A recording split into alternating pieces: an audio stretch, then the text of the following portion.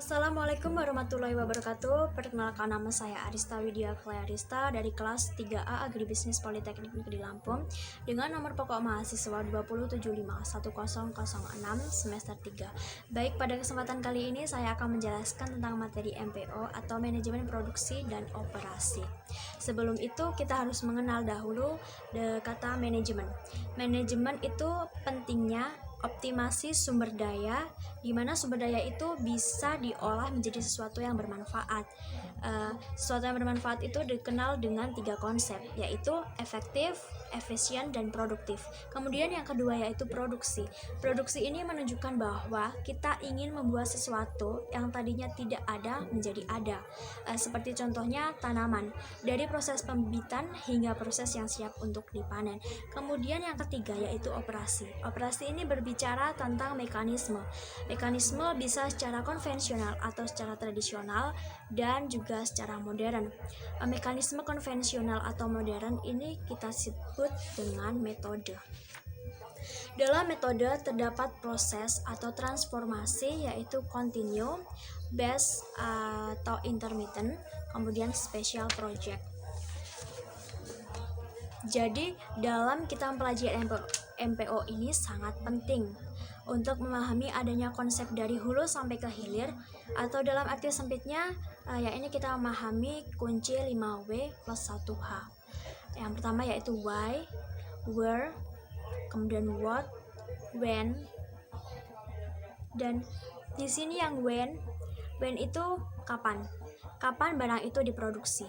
Di sini kembali lagi ke proses atau transformasi itu tadi yang terdapat continue secara terus-menerus, batch atau intermittent, kemudian ada special project. Dan yang terakhir yaitu who, siapa, dan how, bagaimana.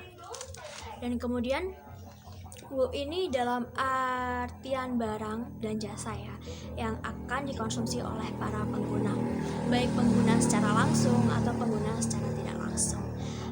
Kemudian dalam kata lain, MPO adalah satu konsep yang utuh. Jadi MPO merupakan fungsi yang terlihat seperti SDM, fungsi teknologi, fungsi keuangan. Fungsi keuangan ini dibagi menjadi 2 aspek, yaitu modal kerja dan investasi. Dan yang terakhir yaitu pemasaran.